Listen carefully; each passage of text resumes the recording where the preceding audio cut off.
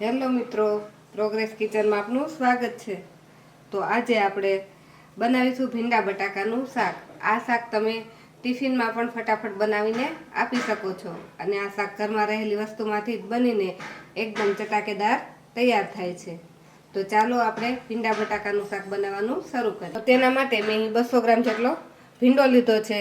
આ ભીંડો આપણે આવો પતલો અને કૂણો હોય અને એકદમ લીલો હોય તેવો પસંદ કરવાનો અને આ ભીંડાને આપણે વચ્ચેથી આ રીતે કટ લગાવી લેવાની। જો મોટી સિંગ હોય તો તેને આ રીતે આપણે 2 ભાગ કરી લેવાના અને નાનો ભીંડો હોય તો તેને આખો રહેવા દેવાનો। તેની સાથે જ મેં 200 ગ્રામ બટાકા લીધા છે, તેને પણ આ રીતે જાડી સ્લાઇસમાં મેં કટ કરી લીધા છે।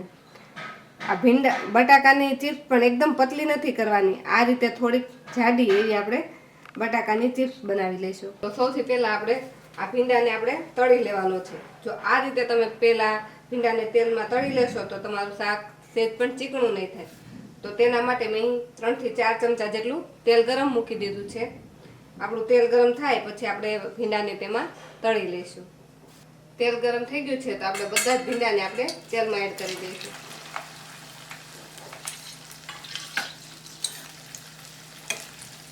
અને ફૂલ ગેસ ઉપર આપણે 1 થી 2 મિનિટ માટે ભીંડાને આમાં તળી લેવાનો છે। જો આ રીતે આપણે ભીંડાને તળીને શાક બનાવીશું તો આપણું શાક સહેજ પણ ચીકણું નહીં થાય અને ભીંડાનો કલર એકદમ ગ્રીન આવશે। ભીંડાને તળાતા 1.5 મિનિટ જેટલો સમય થઈ ગયો છે અને આપણો ભીંડો આવો થોડો સોફ્ટ થઈ ગયો છે। જેમ દબાવીએ તો એ દબાઈ જાય છે। તો હવે આ ભીંડાને આપણે એક પ્લેટમાં કાઢી લઈશું। આ રીતે બધું તેલ નિતારી અને આપણે ભીંડાને ડીશમાં લઈ લઈશું। ભીંડો તળાતા જે તેલ વધેલું છે તેમાં આપણે 1 ચમચી જીરું નાખીશું। 1 ચમચી જે લીલા ધાણા હોય તેને આપણે અધકચરા ખાંડી લીધા છે તે નાખીશું। આ શાકમાં ધાણાનો ટેસ્ટ એકદમ સરસ લાગે છે। તેમાં ચપટી હિંગ નાખી દઈશું અને તેમાં જે આપણે બટાકાની સ્લાઇસ કરીને રાખેલી છે તે નાખીશું।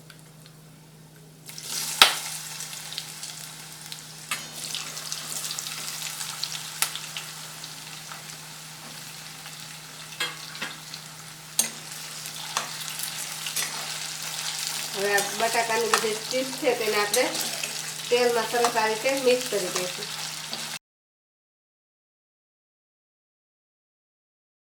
અને તેમાં આપણે 1 ચમચી જેટલી આદુ લસણ અને મરચાંની પેસ્ટ નાખીશું। આ પેસ્ટથી શાકનો ટેસ્ટ એકદમ સરસ આવે છે અને આ પેસ્ટ આપણે ખાંડણીમાં ખાંડીને જ નાખવાની છે।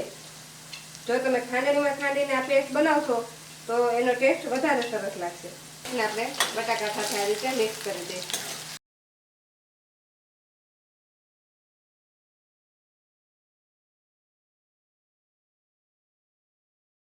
હવે આ બટાકા આપણા ફટાફટ ચડી જાય તેના માટે આપણે એમાં સ્વાદ પ્રમાણે મીઠું નાખીશું, અડધી ચમચી હળદર નાખીશું। મિક્સ કરી અને આપણે ફરીથી ચડવા દેવાના છે।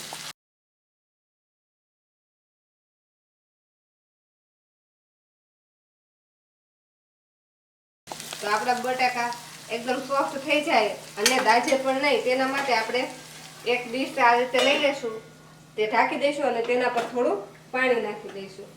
તેનાથી જે આ પાણીની વરાળ બનશે તેનાથી આપણા બટાકા ફટાફટ ચડી જશે। તો આપણો 5 મિનિટ જેટલો સમય થઈ ગયો છે તો આપણે ખોલીને ચેક કરીએ।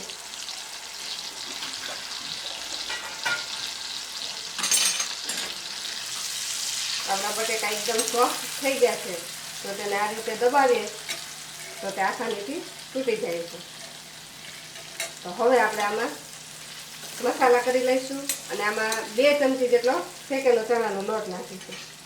આ લોટ આપણે શેકેલો હોય તે જ નાખવાનો છે। શેકેલો ચણાનો લોટ નાખતા પહેલાં આપણે જે તળીને ભીંડો રાખેલો છે તે પહેલાં નાખી દઈશું અને તેને પણ આ રીતે બટાકા સાથે મિક્સ કરી દઈશું એટલે જે આપણે વઘાર છે તે ભીંડા સાથે સરસ ચોંટી જાય। 1 ચમચી લાલ મરચું નાખી દઈશું અને 1 ચમચી ધાણા જીરું પાવડર નાખી દઈશું અને તેની સાથે આપણે 2 ચમચી જેટલો શેકેલો ચણાનો લોટ નાખી દઈશું। આ શાકમાં તમે આ રીતે શેકેલો ચણાનો લોટ નાખશો તો આ લોટના લીધે બધી સિંગ અને બટાકા પર એક કોટિંગ થઈ જશે અને તેનો ટેસ્ટ એકદમ સરસ લાગશે. હવે આ બધી જ વસ્તુને આપણે મિક્સ કરી દઈશું.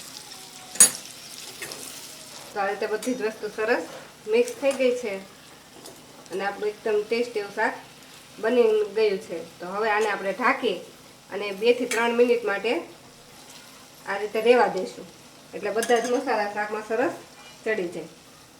તો 2 મિનિટ માટે આ રીતે થવા દઈશું. હવે આપણે આ શાકને ખોલી લઈશું.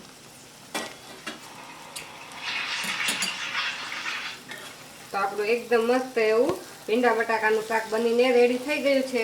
તો હવે આ શાક પર આપણે અડધા લીંબુનો રસ નાખી દઈશું અને તેની સાથે થોડા લીલા ધાણા નાખી દઈશું. ફરીથી તેને મિક્સ કરી દઈશું.